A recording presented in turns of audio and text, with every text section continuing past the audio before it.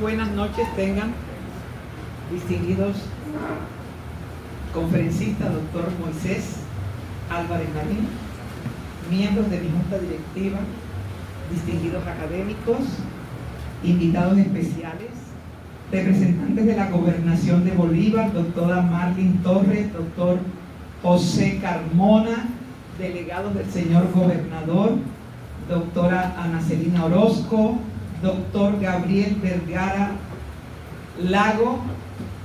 Sean todos bienvenidos a este recinto sagrado. Gracias.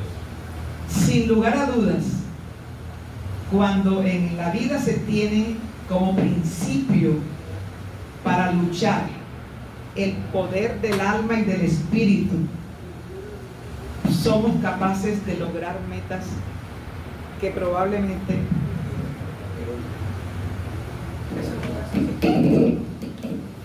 cuando es el alma y el espíritu quienes acompañan el propósito de cada día, no sabemos ciertamente hasta dónde somos capaces de llegar. Un imperativo de honor me obligó a asumir esta empresa quijotesca, que yo la considero la mayor aventura intelectual de mi vida. Asumir el reto de hacer renacer la Honorable Academia de Medicina de Cartagena como órgano asesor de salud y de educación en el departamento de Bolívar, y no ser inferior a quienes durante décadas, 136 años, la defendieron con altura, ética y pundonor. Por eso ver esta sala llena, no solo de médicos, sino familiares de médicos y de otras disciplinas, me obliga a decir gracias, Dios Todopoderoso, en el nombre de tu amado Hijo Jesucristo. Con Él todo el poder y toda la gloria.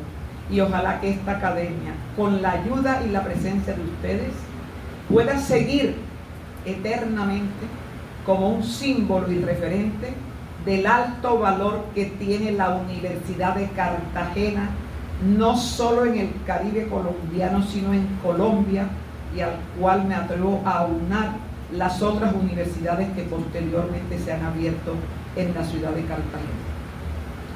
Hoy, el privilegio de tener a Moisés Álvarez Marín como conferencista es algo que nunca pasó por mi mente. Primero, porque conozco su larga trayectoria intelectual y porque fue un gran y devoto amigo de mi fallecida madre, Ana Teresa Revueltas de Berrocal, quien lo admiró y siempre habló de Moisés Álvarez como uno de los intelectuales más destacados de Cartagena. Que sea él hoy nuestro primer invitado de honor es algo que me llena el alma. Bienvenido, doctor, el micrófono es suyo y los comentarios estarán a cargo del otro historiador médico, doctor Pedro Cobo Torres.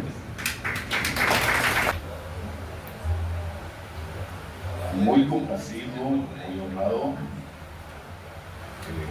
con esta correspondencia de ustedes a esta convocatoria de la Academia de Medicina. Muchísimas gracias a la doctora Manuela Berrocal, a su junta directiva, por permitirme compartir con ustedes este breve ejercicio de la memoria, que en últimas de eso se trata. Justamente ahora, cuando estábamos escuchando a nuestros amigos de la gobernación, me ponía a pensar en eso, es decir, cómo la pérdida de la memoria de esta ciudad nos ha llevado a vivir tremendas dificultades. Pues a la academia y a nuestros amigos de la gobernación, permítame decirles que yo estoy seguro que ese comodato existió, que desafortunadamente, por este descuido que hemos tenido a lo largo de todo este tiempo con los archivos, pues hemos perdido la memoria. Ahora nos toca reconstruirla un poco. Sobre eso tenemos muchos, pero muchos ejemplos. Uno de los que casi siempre, al que yo sí casi siempre me refiero, porque es uno de los más significativos,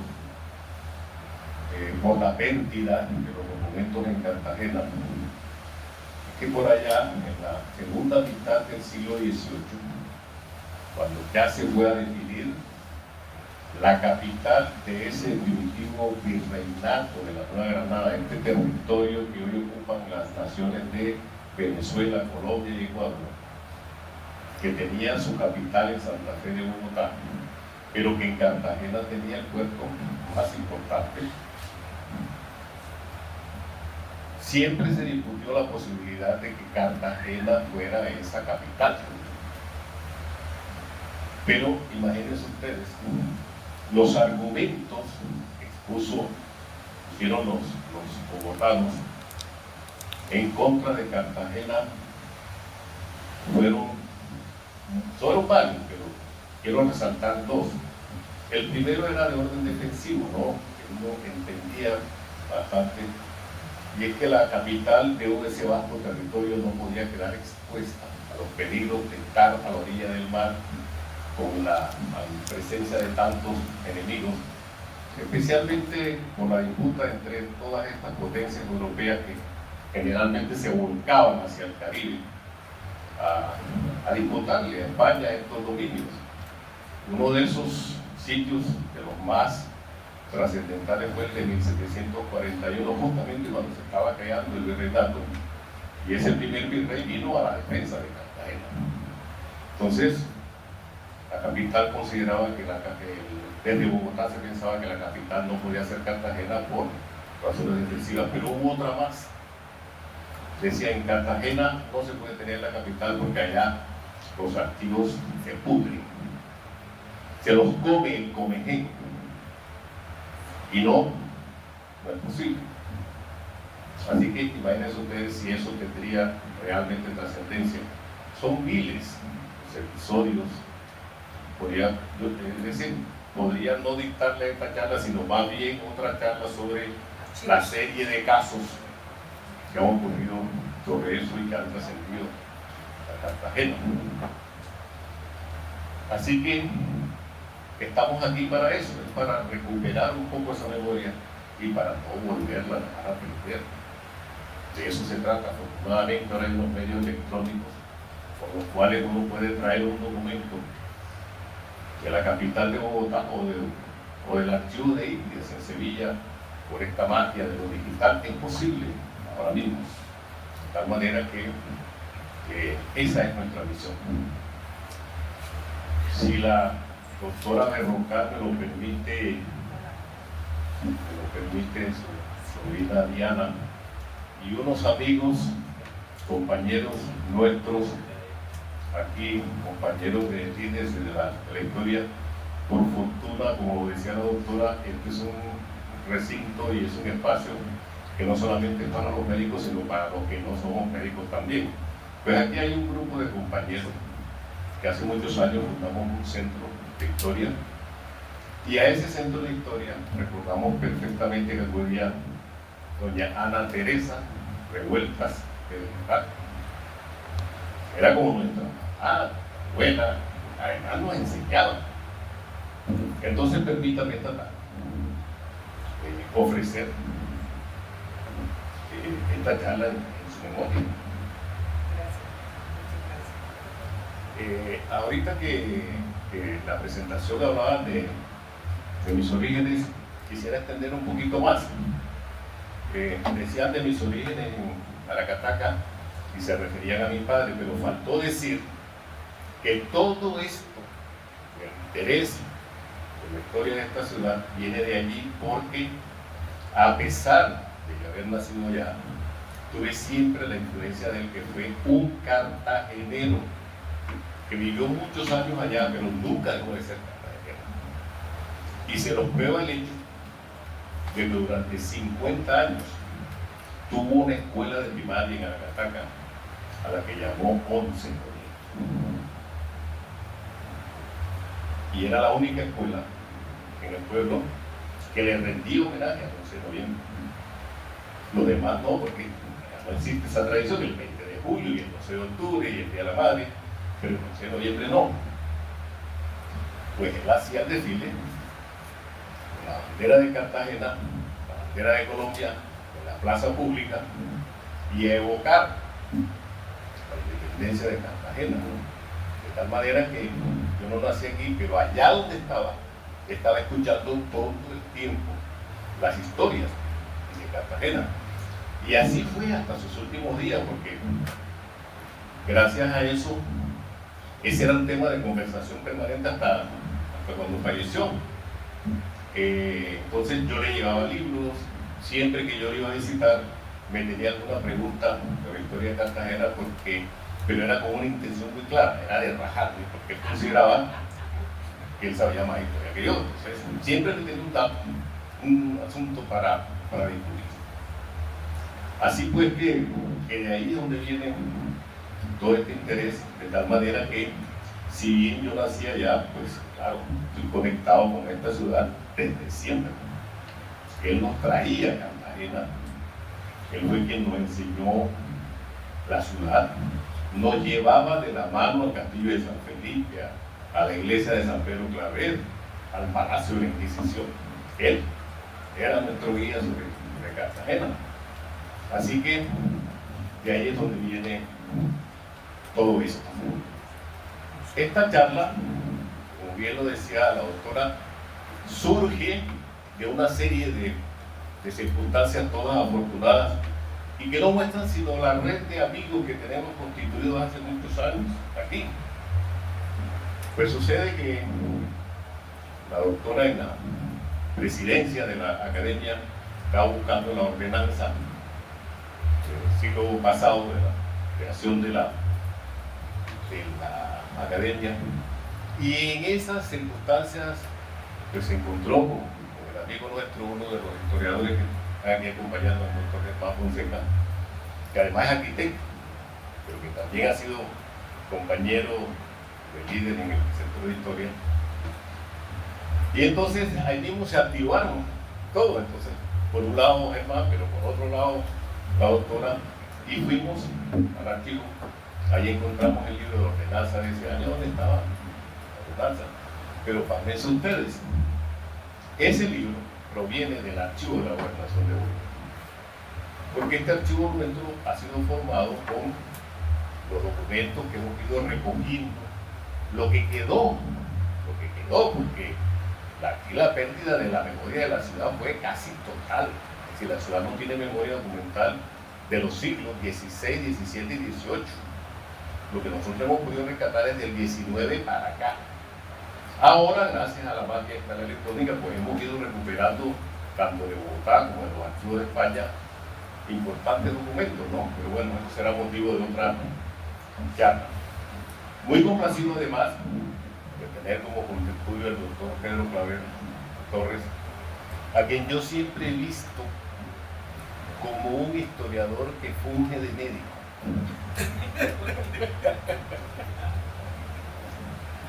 Así que, además, está citado en esta charla por un dato muy importante. Sirva la ocasión para decirles que cuando estaba investigando este tema, me pareció tan importante, y es uno de sus objetivos, es señalar la importancia del cuerpo médico de Cartagena frente a una emergencia como esta en 1918, que fue total. Es decir, el cuerpo médico de Cartagena salvó a la ciudad de una mortandad, y todos a una se dedicaron a fondo a esto y lograron salvarla realmente. Ese es uno de los objetivos, mostrarles a ustedes. Por eso, cuando en una de las charlas con la doctora le dije, miren, escuchándola a usted, me acuerdo de todos los contenidos, de una investigación que hice justamente en el año 2020, cuando estalló la pandemia, que tuvimos que encerrarnos todos. Pues yo lo que hice fue encerrarme en el archivo y hacer esta investigación. Duró 2 o 3 meses. Por eso esta es una investigación que no pretende ser ninguna conferencia científica sobre la medicina, que no lo es, sino básicamente el registro de lo que iba avisándonos, informándonos la prensa, los periódicos de Cartagena en ese año. Para entonces teníamos varias publicaciones, pero fundamentalmente habían 3 periódicos muy importantes. La Época, que venía como de 1911, 12 por ahí, que fue antecedente de La Patria, y La Patria fue el antecedente del Universal, es decir, era la prensa liberal. También existió El Porvenir, que ya venía desde el siglo XIX, que es el periódico donde había escrito Rafael Núñez. Y por otro lado, ya existía también el Diario de la Costa, que se había creado en 1916, que era el Diario Conservador.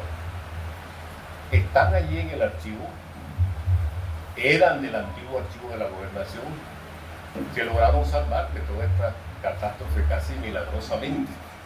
Así que básicamente lo que yo les traigo aquí son las noticias de prensa.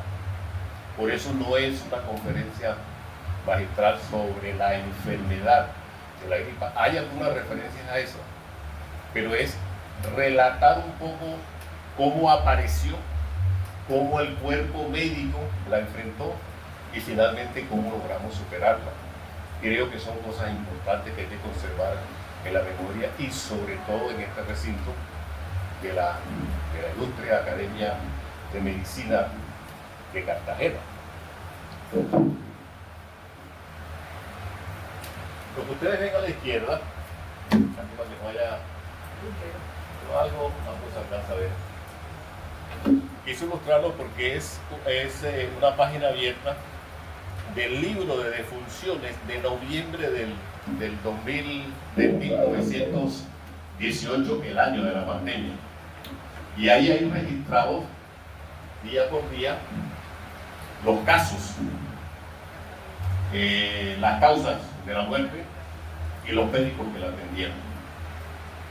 Así que en ese solo tomo está resumido un poco cómo fue la evolución de la pandemia de la gripe española en 1918. El asunto, a pesar de que ya en la prensa venían citándose algunos rumores de que el mundo estaba, eso como desde el verano de ese mismo año, poco a poco se fue acercando a Cartagena, y el primer aviso fuerte fue, puede pasar a la otra, el 5 de noviembre del 2018, es decir, esta crisis duró prácticamente el mes de noviembre, con algunos antecedentes, ¿no? Pero la gran crisis, el pico, fue en noviembre de 1918. La Época salta diciendo que en la calle de San Juan, en Getsemaní, ha muerto la señora Elena Batista. Las circunstancias habidas en la muerte de esta señora hicieron pensar en un acontecimiento trágico, pero hoy hemos sido informados que murió a consecuencia de la gripa reinante. Así lo ha declarado el director de Sanidad, quien nos dio cuenta de que otras 2 defunciones han ocurrido de ayer a hoy, a consecuencia de la misma enfermedad. Tenemos pues 3 casos en menos de 24 horas. Además, se estima que el 40% de la población sufre actualmente la enfermedad en su forma más benigna.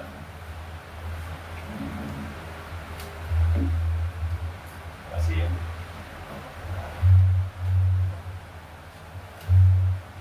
Hasta donde la prensa lo alcanza a destacar. El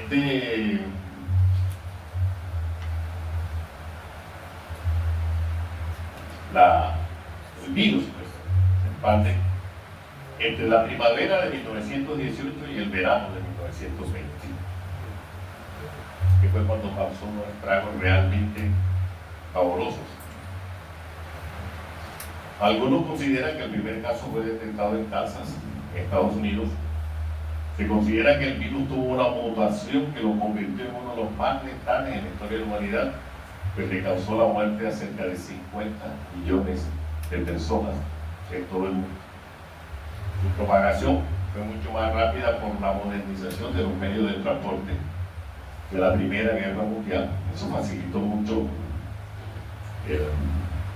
que se expandiera, lo que facilitó el traslado de los navegantes.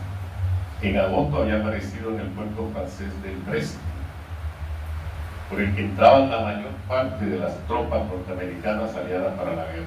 Por otro lado, la salud diezmada de los soldados les bajó fatalmente sus sistemas inmunitarios.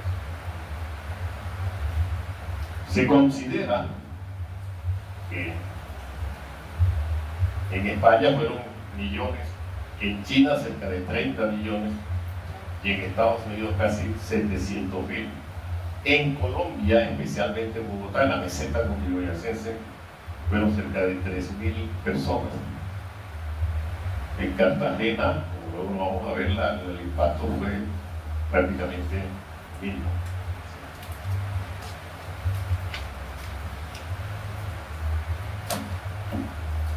En 1918, Cartagena tenía 51.382 habitantes, sumado los del centro histórico, sumado los de la periferia y sumado los de digamos, las poblaciones anexas, ¿no? Hoy diríamos los corregimientos. Y la ciudad vivía un momento de transición. Aún seguía el proceso de recuperación luego de la gran crisis del siglo XIX, que tuvo como un hito para dar el trampolín hacia el siglo XX en el centenario de la independencia, que fue en 1911. Eso le permitió a la ciudad sacudirse un poco.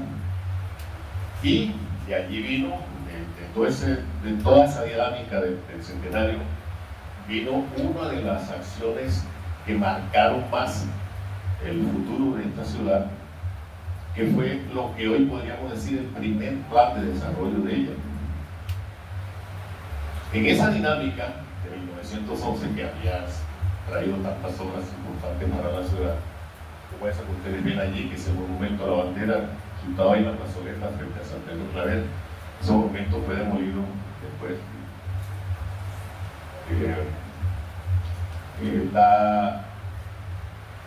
Las autoridades, digamos, la dirigencia cartagenera se movió y le pidió al gobierno nacional que trajera a Cartagena la compañía inglesa que había hecho lo que se llamaba entonces la higienización del puerto de Buenaventura. Esa compañía, que se llamó la Pearson & Son, vino a Cartagena aproximadamente entre el año 14 y 18, cuando estamos hablando, y produjo el primer plan. Ese plan tenía muchas cosas, pero fundamentalmente propuso una que se llevó a cabo, que fue la demolición parcial de las murallas de Cartagena, como una forma para poder oxigenar un poco la ciudad que estaba encerrada. Hay un artículo publicado en ese mismo año, por esas mismas épocas en que estamos hablando, que hay un visitante que la ve en un estado tal de abandono, que dice: Cartagena es la ciudad más mugrosa del mundo. Imagínense ustedes el estado de contracción que había llegado a la ciudad. Por supuesto, la prensa puso el grito en el cielo, no muchos aceptaron, otros no. Otro asunto importante que se debatía en ese momento era justamente la demolición de las murallas, y en ese momento se estaba dando los pasos conducentes a la creación de lo que hoy se conoce como la Sociedad de Memoria Pública, que era una junta encargada de la conservación de las murallas de Cartagena.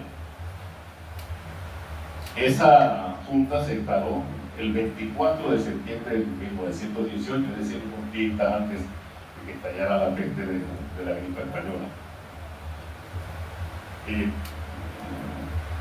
La misma prensa destaca que ya se han comenzado a limpiarla, pero que también al mismo tiempo se seguían demoliendo. Es decir, si ya aparentemente se había dado la orden de que se detuviera la demolición, todavía se seguía. Y en ese año 2018 se produjo la primera ley de protección del patrimonio el caso concreto de Cartagena, es decir, este mismo año del que estamos hablando.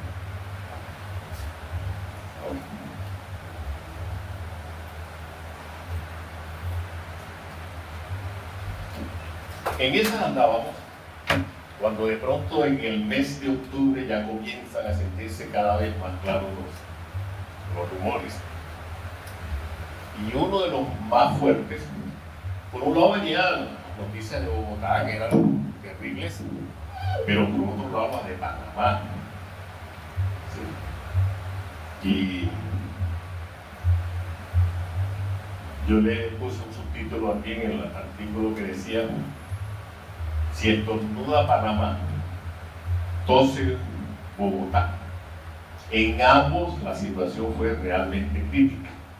Miren lo que decía la prensa sobre Panamá. Dice: actualmente está azotando a los habitantes de esta ciudad y otras poblaciones de este territorio una enfermedad que han apellidado con el nombre de trancazo, así se llamó en lenguaje popular, la gripe española, en 1918.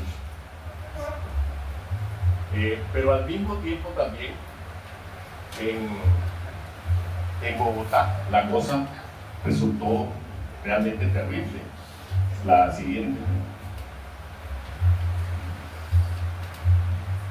De Bogotá nos llegaban aterradoras cifras de defunciones. Durante el mes de octubre de 1918, la epidemia que reina ha tomado caracteres mortales, decía la prensa. Durante el día de ayer se registraron cerca de 200 defunciones.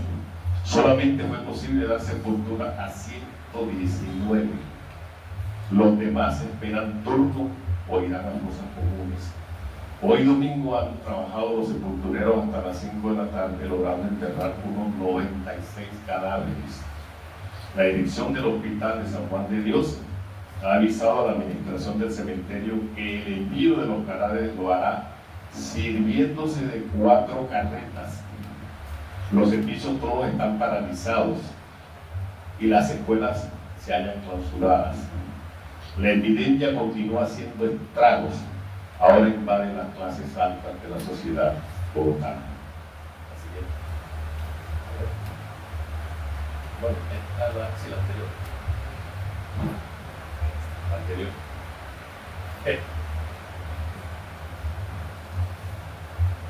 Muy importante esto, porque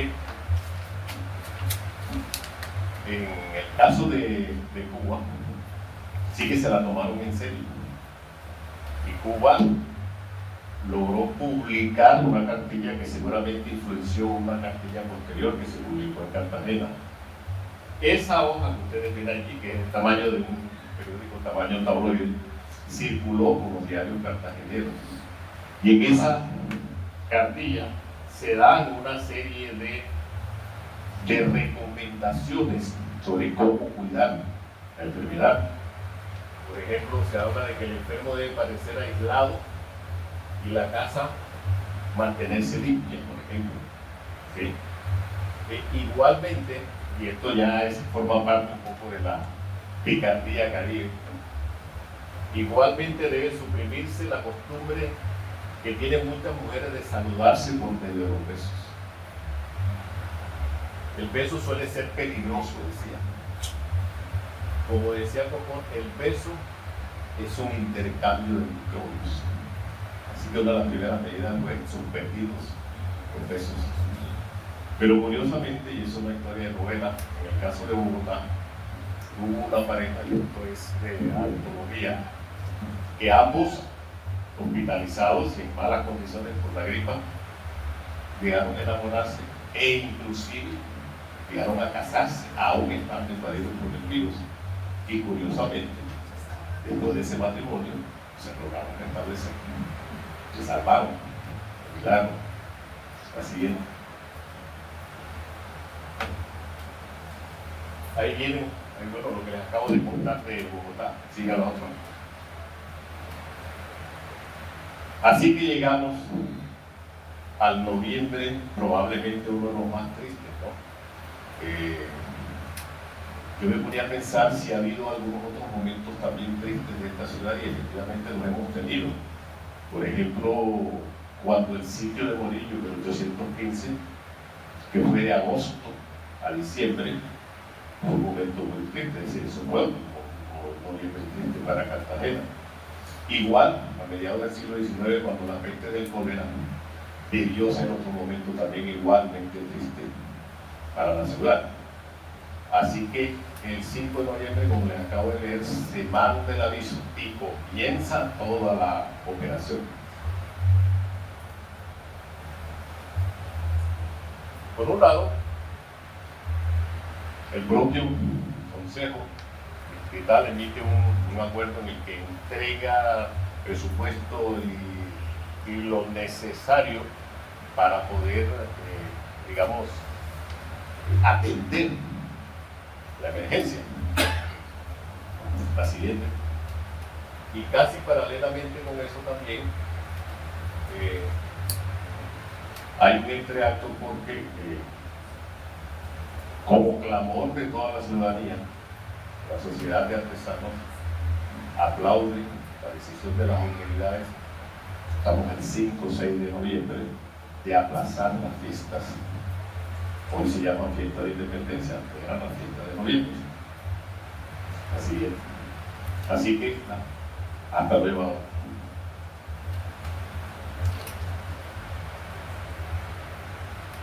Por un lado, tenemos la actuación coordinada, que fue muy importante.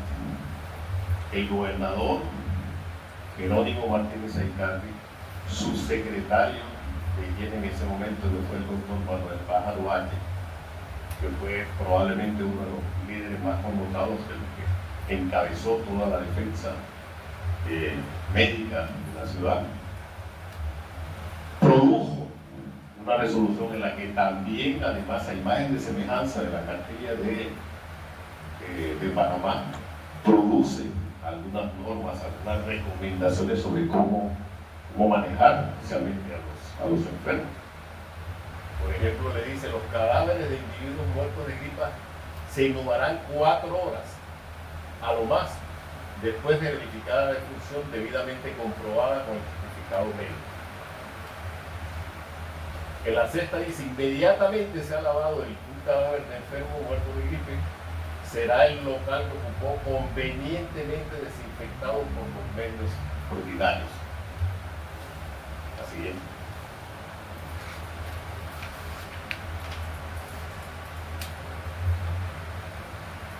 Y aquí donde se inicia pues la gran cruzada, que para mí fue el nervio de todo el asunto, es decir, fue el hecho salvador de la ciudad.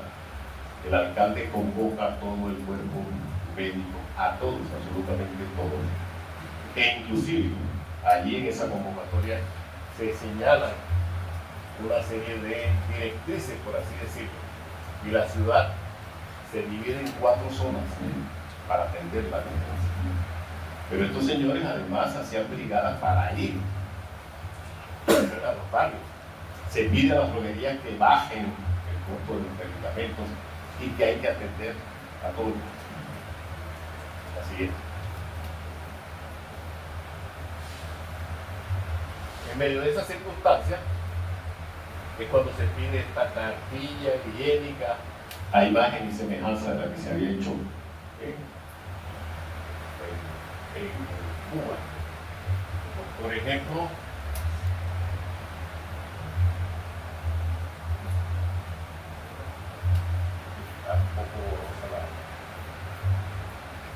esta es una cartilla. Aquí dice: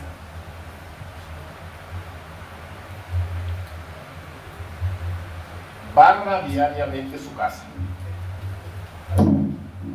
pero antes de hacerlo, riegue los pisos con agua limpia, si no puedo hacerlo con solución de Creolia. El regado del piso impide que los microbios y polvos de diverso origen envenenen el aire de la habitación y que al respirarlo se introduzcan por las vías pulmonares. Limpie las telarañas, las habitaciones, y haga lo posible por blanquear esta. La cal es un poderoso desinfectante y microbicida. persiga y mate a las moscas y mosquitos. Queme 2 o 3 veces al mes y más si puede hacerlo, con virutas empapadas en petróleo el contenido del excusado. Arrojen dentro de él con frecuencia lechada de cal, procure tenerla tapada la boca y que el aire nefítico se escape con un tubo de suficiente altura. No coma sin lavarse primero las manos y finalmente báñese diariamente.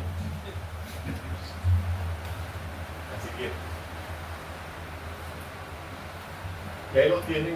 Bueno, probablemente en esta lista sacada de una de las estadísticas que se publicaron en los diarios están, creo que la mayoría, si no todos, ¿no?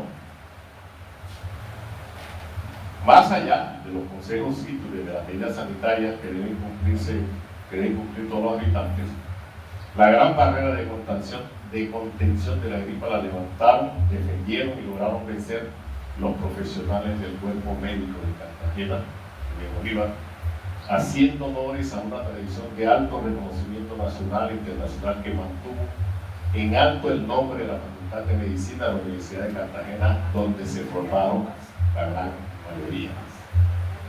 Aquí solamente les leeré los nombres. Es posible que en esta lista no estén todos, pero sí algunos de los cuales son muy conocidos por ustedes, ¿no? Rafael Calvo, T. A. Tatis, será Teofrasco, Miguel A. Valiente, Manuel Pájaro H., Miguel A. Lengua, Bartolomé Candó, José Caballero, Daniel Vargas, Sebastián M. Alcalá, José María Benavides, Eleuterio de la Cruz, Camilo S. Delgado, que además era historiador, tenía el seudónimo del doctor Arcos, Antonio C. Merlano, José Nova, Macario Paz, Felipe Sánchez, J.M. Martínez Aparicio, Vicente Villa, Carlos Lefranc, Raúl Bernet y Gómez. En mi estudio, que no lo voy a citar ahora, encontré unos datos muy interesantes, además rescatados por el doctor Pedro Clavel Cobo, sobre la vida y la obra de don Manuel Pájaro, del doctor Manuel Pájaro H., que realmente era un científico. Hay unos estudios que revelan los análisis que hizo, sobre ejemplo, sobre la calidad del agua en Cartagena, que hablan por sí solo de esto. La siguiente.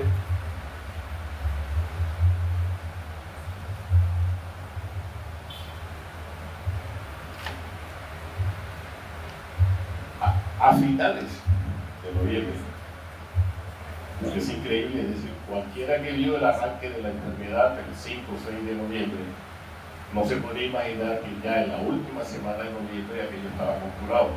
Llegan las noticias de Bogotá de que la cosa había amainado, llegan las noticias de Barranquilla, y a finales de noviembre, tanto el gobernador por un lado, como el alcalde por otro lado, producen unos decretos diciendo se levanta porque ya no hay causales para tener esta serie de medidas.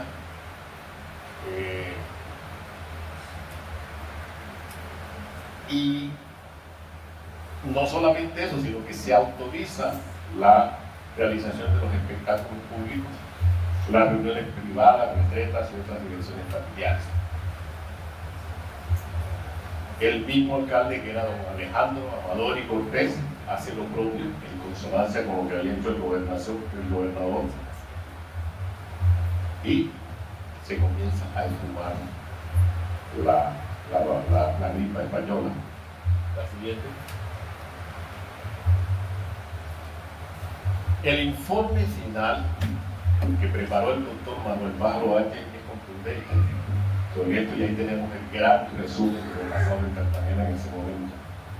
Dice: la otra epidemia presentóse en la ciudad traída por la tropa que vino del departamento de Antioquia desde mediados de octubre. Al principio fue benigna y más tarde con caracteres alarmantes. Se calcula que más de 25.000 habitantes, es decir, estamos hablando de la mitad de la población de Cartagena, fueron atacados por el flagelo. Por fortuna no hubo riguroso invierno y la enfermedad fue dominada merced a la atención que el gobierno del departamento y el consejo municipal le pusieron desde las primeras horas en que se la descubrió. Merced al rigorismo empleado, las defunciones fueron pocas y nos da la cifra exacta, 24, que parecen en el cuadro de fallecimientos que acompaña este informe adjunto.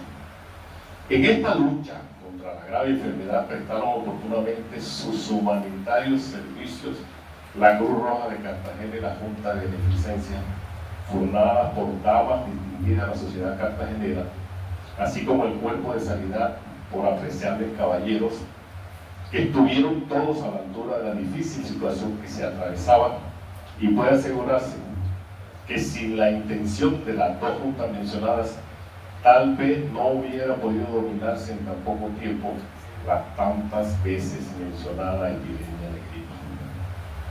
Es decir, nos salvamos casi que milagrosamente de una enorme mortandad.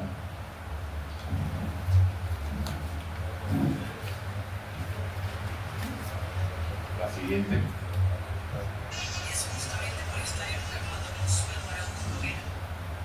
Pero bien interesante el asunto. Si noviembre había sido triste, pues ese fue uno de los diciembre más alegres que tuvo la ciudad. Pero solamente se estaba festejando la despedida de la pandemia, sino que celebraron conjuntamente las fiestas de noviembre y la Navidad. El día 25 de diciembre de 1918, ahí tienen el programa, a las 6 de la mañana recorrerá las calles de la ciudad un magnífico y simbólico carro patria, se llamaba, acompañado de todos los habitantes alegres de la ciudad. Es decir, que era la Navidad, la fiesta de noviembre. A las 9, reparto de 1000 juguetes a los niños pobres de la ciudad en el Parque de Bolívar. Este número será convenientemente preparado por las distinguidas damas de la Cruz Roja. A las 2, en la Plaza Monumental de Cartagena, gran corrida de toros, bufa, excéntrica y burlesca. En esta corrida se conservarán los mismos precios de entrada que la corrida anterior. A las 4 de la tarde, opulenta y magnífica batalla de flores, confetis en la Plaza de la Independencia, organizada por las damas entusiasmadas que designará la Junta. A las 6, gran concierto musical en el Parque de Bolívar, y a las 9, último gran baile popular hasta las 6 de la mañana del siguiente día. Así que decía, y habrá esta prórroga si Dios lo quiere. Es decir, a las 6 de la mañana seguía el entusiasmo, pues se seguía con la parranda. La otra.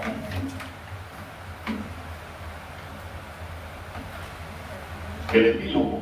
En enero de 1919 visitó la ciudad el presidente Marco Fidel Suárez, que se decía era el primero de esa época que visitaba la Cartagena, porque antes ningún otro presidente había venido. Y algunos, yo escuché estas historias en boca de algunos historiadores, decían que durante los 3 o 4 días que duró la visita no se había quitado el saco leva. Pero es curioso la visita de Suárez, porque justamente él había sido víctima. En México había muerto un hijo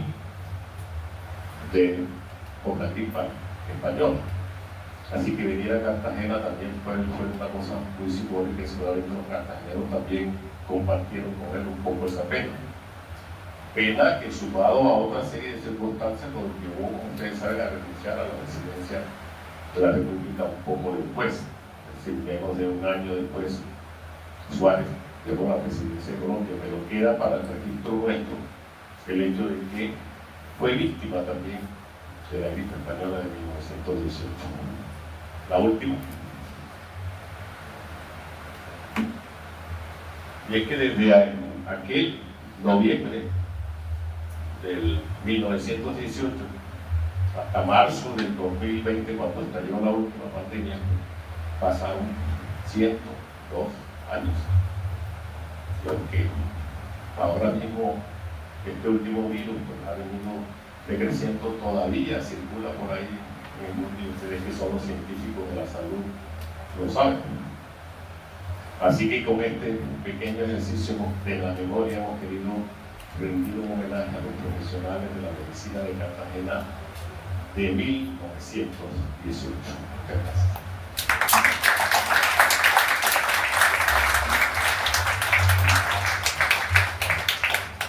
El último baluarte que se atrevieron a tumbarlo en 1924, cuando ya había una conciencia histórica muy consolidada, fue el baluarte que sirvió de telón de fondo al fusilamiento de los mártires. Ya lo hacían sin ninguna autorización, porque la primera autorización sí la recibieron, que fue para el primer rebellín, que fue el de la Media Luna, pero Gabriel Jiménez Molinari se dirigió al Congreso Nacional y es que dice que las joyas cartageneras se van a destruir todas, y de ese señor mucha gente no sabe ni siquiera ya, porque se lee poco, que escribieron los mártires y otra cosa, que fue a buscar documentos perdidos aquí a Bogotá, porque fue un historiador oficial. A ese señor hay que hacerle una estatua. Y lo otro es que nosotros, gracias al asentamiento de los barrios Pekín, Boquetillo y Pueblo Nuevo cuando creció Pekín, porque realmente estaban pegados, estaban divididos por la entrada de Santo Domingo. Ustedes todavía pueden ver las marcas de las casas, y gracias a eso no tumbaron esas murallas, porque tumbaron las de el arsenal, que uno se pregunta, bueno, eso, abriendo hacia dónde. Sí, los baluartes del mercado hasta el reducto. Tumbaron eso que daba hacia el mar, pero no pudieron tumbar las que protegían esos barrios, porque esos barrios estaban ahí hasta que en 1936 los trasladó Daniel Lemaitre siendo alcalde. Pero esa es otra historia, pero eso es un reconocimiento que hay que hacerle a esa colectividad. Es una discusión que no termina nunca. Mucha parte de las murallas se tumbó de noche y parece que hubo gente que se enriqueció, pero eso es un tema para discutir. Las pandemias en el siglo XVII, 1600, no sé si 29 o algo, hubo una peste en Cartagena, de la cual se discutió mucho, pero Cartagena tenía así como tenemos nuestros propios trancones, no necesitamos el turismo, teníamos también nuestras propias epidemias que venían a mitad de año y que sirvieron para combatir un poquito a Vernon. Vernon pues sufrió mucho, parte de la victoria se logró por eso, y lo mismo aquí en una época que hubo un asunto Mackintosh. Un asunto Mackintosh fue ya cuando ingleses vinieron a cobrarle cosas a la República, a la joven República, y los ingleses que estaban sitiando la ciudad comenzaron a caer a enfermarse.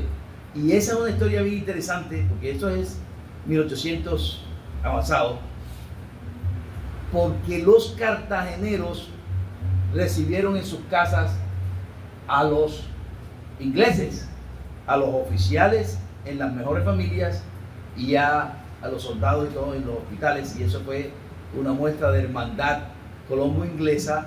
Y cuando se recuperaron, se abordaron sus naves y se fueron sin cumplir la misión que habían venido a cumplir aquí. Por eso cuando aquella famosa historia del monazo, que el alcalde quiso hacerle un homenaje a los ingleses y se atrevió a poner una placa al lado de Blas de Lezo, y nuestro héroe, arquitecto, ingeniero radicado en Cartagena, con una mona, ¿no? Derrumbó eso al día siguiente, pues oye, la falta de conocimiento, si hay elementos para poder hacer un homenaje de hermandad de esos dos pueblos sin ofender a la cartagenidad ni a los Plas de Lezo, ¿verdad? Entonces eso en relación con la oxigenación. Hay una cosa que me gustaría preguntarte, entre otras cosas, pero antes de preguntártela, quiero también decir que Moisés, igual que estamos haciendo, liderados por la doctora Berrocal, de revivir esto, Moisés ha revivido el Museo Histórico, porque también tiene esos 100 y tantos años. En el 24 cumplió 100 años el año pasado.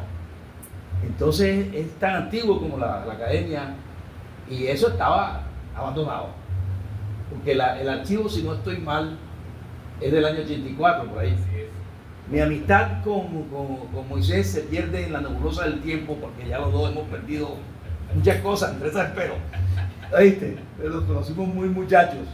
Y entonces recuerdo cuando Moisés trabajó un poco con una de mis cuñadas, esposa de Javier Cobo, en los comienzos del archivo histórico.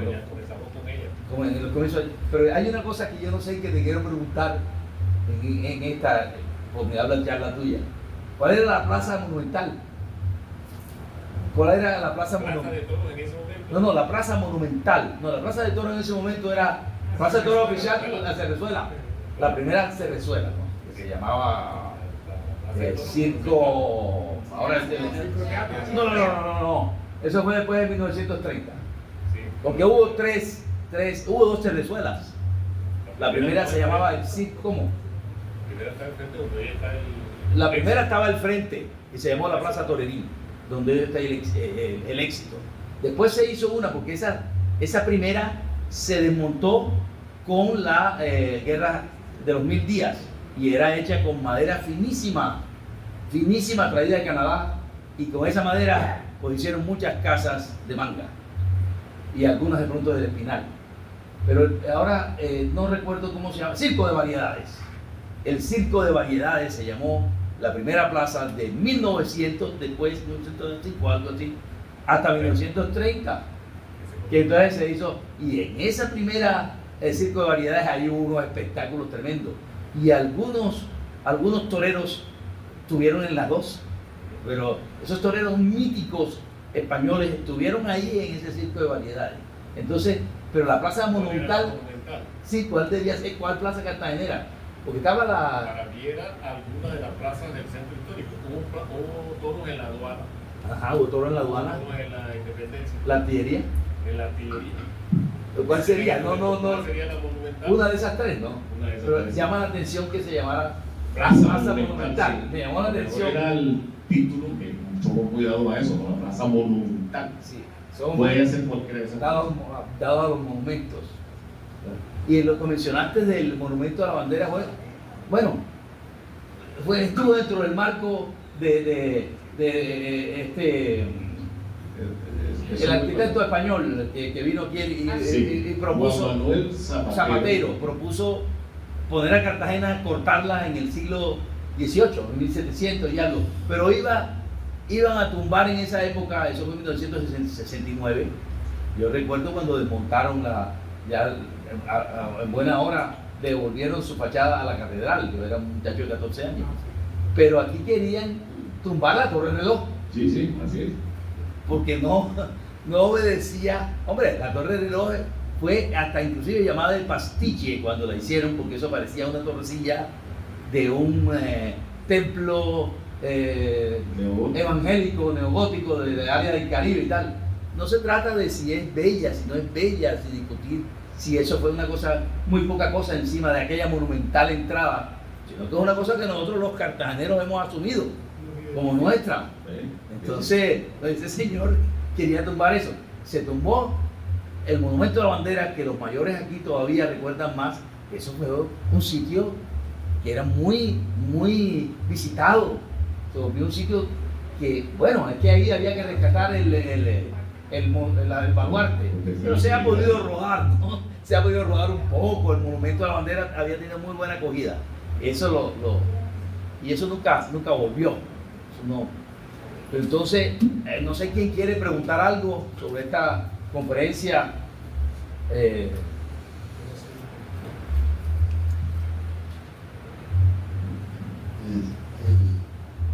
a propósito de las cifras, sobre todo el impacto que tuvo la pandemia de la gripe española en Cartagena, me llama la atención que la letalidad, es decir, las muertes, la cantidad de personas que mueren dado que están enfermos, fue supremamente baja, fue de 1 por 1000. Nosotros tuvimos la oportunidad de publicar el primer estudio epidemiológico de la pandemia de COVID-19 en Colombia. Entre el inicio de la pandemia en marzo hasta el 31 de julio, en ese periodo, la tasa de letalidad para Colombia era de 3.4, se morían 34 por 1000.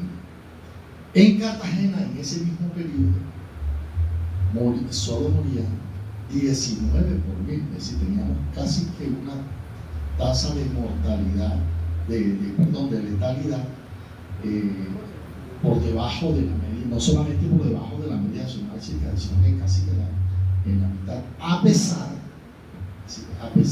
de que nosotros no nos sorprendió la pandemia sin capacidades en laboratorio de salud pública, y fue precisamente la Universidad de Cartagena la que asumió, con el liderazgo de la doctora Doris Gómez, la que asumió toda la responsabilidad de la identificación microbiológica, virológica de los casos.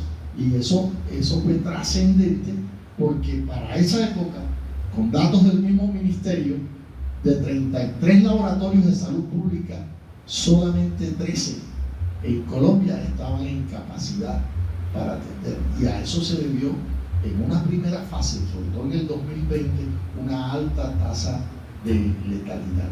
Pero llama la atención que Cartagena tuvo una letalidad muy por debajo, casi que la mitad de la media nacional. Bueno, yo lo que pienso es que ahí hay un tema interesante de investigación ya de carácter científico. Lo que yo mostré es lo que publicó. Sí, claro. Lo que yo acabo de publicar es lo que decía la prensa, pero por supuesto que detrás de esto debe haber toda una serie de, digamos, de ejercicio científico de la medicina, que los medicamentos, los procedimientos que finalmente crearon la barrera de contención. Yo mismo me sorprendí cuando, si llegó a tocar la mitad de la población, es decir, unas 25.000 personas, solamente y tantas muertes, yo mismo. Entonces, ¿qué pasó? Hay una cosa bien importante, perdón, doctora, y es la manera como organizaron la atención, es decir, el hecho de fragmentar, de sectorizar la ciudad y crear, digamos, unas indicaciones precisas de aislamiento y seguir una cartilla de recomendaciones. Es decir, que para la época, entre otras cosas, es sorprendente, porque apenas en los países como el nuestro, en vías de desarrollo, las medidas, el conocimiento de las medidas higiénicas era muy marginal, porque lo que, por ejemplo, Estados Unidos hizo en 50 años, entre 1880 y 1930, nosotros solamente lo empezamos a hacer a partir de 1930, así todo el periodo de la mitad del siglo pasado, el llamado periodo higienista nuestro. Y entonces, pero llama la atención cómo Cartagena organiza, sectoriza el manejo de la pandemia como tal. Muchísimas gracias. No cabe duda de que ha sido un recuento histórico de altísimo valor, no solamente médico, historiador y epidemiológico. Y llama la atención que equipo médico con esas decisiones tan sabias y acertadas de sectorizar, entregar una cartilla, lograra que la gente cumpliera con aquello que se estaban recomendando, cosa que no sucedió en el COVID, porque la gente andaba a sus aires. Yo recuerdo que caminaba la vía de Cartagena y le decía a la gente, por favor, póngase la mascarilla, y me decían así como que, ¿y qué? Entonces, probablemente esa disciplina, ese respeto hacia el médico que hace una recomendación, fue también un fortalecimiento de que esa mortalidad no era tan pequeña. Yo me pregunto, la brisa del Caribe, este clima tropical, que en un momento yo podría pensar que favorecía que el virus llegara más rápido, por lo visto, por lo que hemos escuchado, tanto en esa pandemia como en el COVID, vivíamos en casa y nunca vivíamos en casa, mucho más aire, mucho más brisa. Yo pienso que ese factor climático, ambiental, también fue determinante en que la mortalidad en Cartagena pues haya sido menor.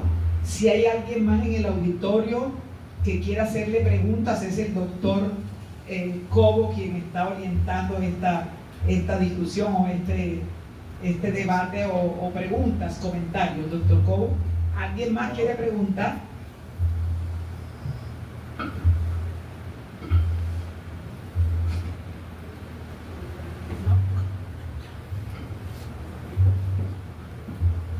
Gracias. Yo quiero preguntar algo, y es que he visto imágenes en Europa con la gripe, la gente usaba unas máscaras como si fuera casi pájaros, exacto.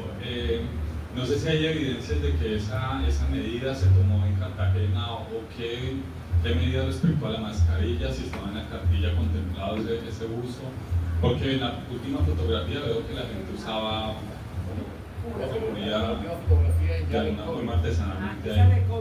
La última foto de COVID. No sé si que pueda decir algún otro colega, pero yo esas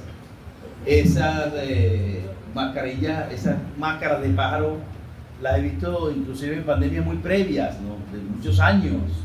Una cosa, no sé si ya en el 2018, en la pandemia, en la peste, pleno siglo XX, porque en la Edad Media y más acá, siglo XVII, XVIII, yo vi esas máscaras como de pájaro, ¿no? Como si un pico largo, pero no las he visto en las fotos de la gripe española. No tenemos registro, y en Cartagena no hay, y ya para entonces hay registro fotográfico, no hay registro, y ustedes ven que las medidas van encaminadas hacia otra cosa, no a la mascarilla. Así que no tenemos registro de que se haya usado la mascarilla en Cartagena. Esa no era una mascarilla, sino un tremendo pico que alejaba a la gente por sí.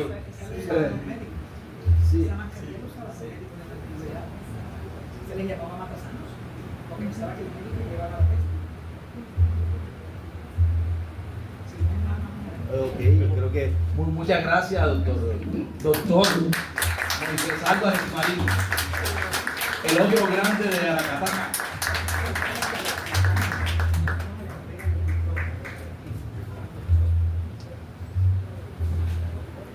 Como sexto punto de hoy, vamos a hacer la entrega del diploma de agradecimiento por parte de la presidenta de la academia, y posteriormente podemos pasar al patio de la academia para tomar una copa de vino. Doctora.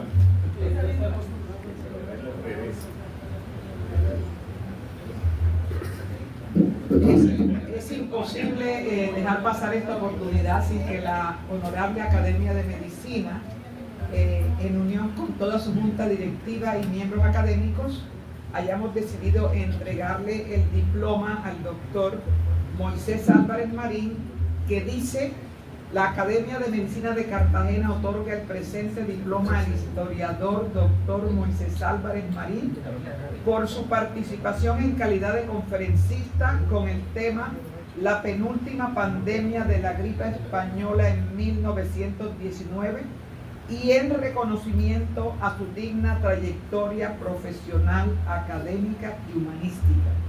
Firmado en Cartagena de Indias el día 12 de febrero de 25, firma Manuela Berrocal, presidente, doctor Ismael Yepes, secretario.